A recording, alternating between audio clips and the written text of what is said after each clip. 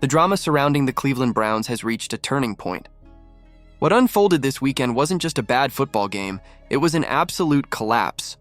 A crushing reminder of franchise instability. A demonstration that the quarterback situation isn't just unresolved, it's broken. And at the center of it all is Dillon Gabriel, the young starter who walked into a high-stakes role and seemingly walked right into a trap. From the first whistle in Foxborough, the Browns looked as though they were playing someone else's season. They jumped out to an early 7-3 lead, a spark of hope in a season already spiraling. Gabriel completed a clean 19-yard touchdown to Harold Fannin Jr., flashed the mechanics, hit a tight window, and suddenly it looked salvageable. But if you've followed Cleveland long enough, you know, this kind of start is the prelude to the disaster. The team appeared confident, but the moment the first calamity hit, everything unraveled. The script ended, and what followed was pure chaos. The final score, Patriots 32, Browns 13. Gabriel went 21 of 35 for 156 yards, 2 touchdowns, 2 interceptions, and a passer rating of 65.9. He finished the game forcing throws, missing open receivers, panicking in the pocket. One of the most egregious plays came when he grounded the ball from his own end zone. Clean pocket, no pressure, just misreading reality and gifting New England 2 points in the form of a safety. That giveaway alone triggered headlines. Meanwhile, on the sideline, Myles Garrett was doing everything right. 5 sacks. A career game. One of the best defensive performances you'll ever see. And yet, the offense couldn't move, couldn't support him, couldn't stop the bleeding.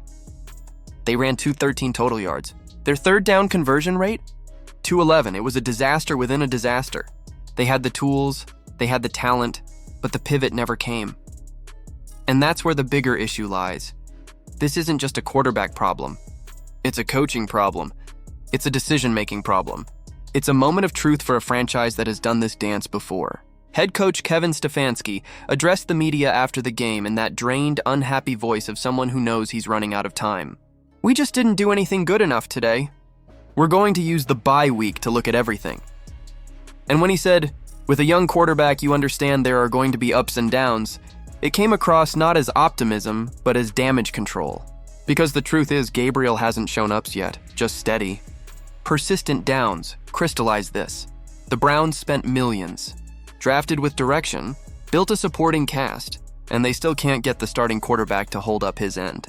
They didn't just lose a game, they lost credibility. Because across the league, fans and analysts are shaking their heads asking, how is this still happening? Why, when the young quarterback on the sideline, Shedeur, is waiting and watching, is this team doubling down on a status quo that's clearly failing? Shedeur was supposed to be manager of the future, cream of the draft, dynamic, built for today's NFL. Gabriel was the bridge. But now, it looks like the bridge is collapsing before the future even begins.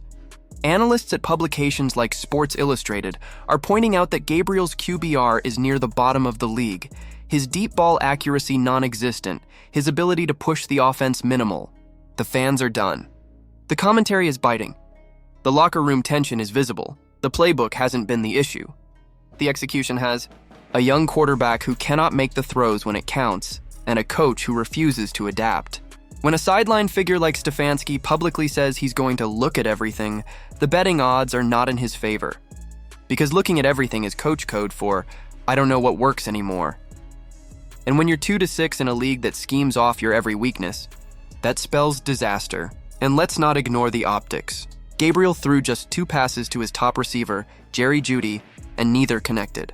That wasn't game planning, it was avoidance. When your quarterback doesn't target your best player, you know something's off. When your coordinator sticks to the same old safe themes, you know you're watching a franchise run out of faith. So here's where we land. The bye week looms as the inflection point. It's not about rest, it's about decision. Will the Browns finally admit their experiment with Gabriel has failed? Will they hand the keys to Shedeur and say, here you go, build this team? Or will they dig in, ride the storm, and hope for flashes that may never come?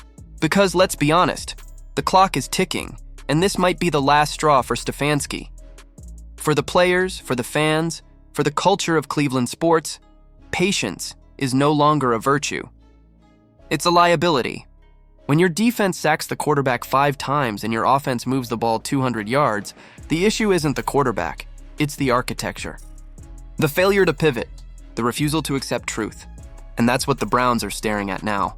Because when the quarterback position becomes the story of your failure, it's never just about that position. It's about everything.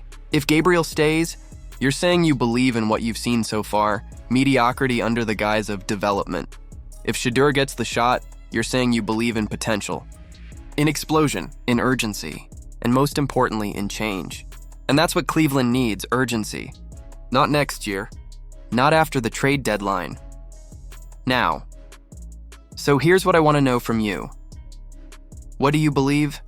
Should the Browns pull the plug on Gabriel and start Shedeur now? Or do you buy that Gabriel still has a chance and this is just a bump? Do you believe Stefanski is the man who can lead this franchise to relevance, or is the window already closing? Drop your thoughts in the comments. And if you're with me on digging deeper into this saga, smash that like button, subscribe to the channel, and turn on notifications. Because when the Browns next take that field, the narrative won't just be about one game. It will be about the direction of an entire franchise. You know I'll be here for every second.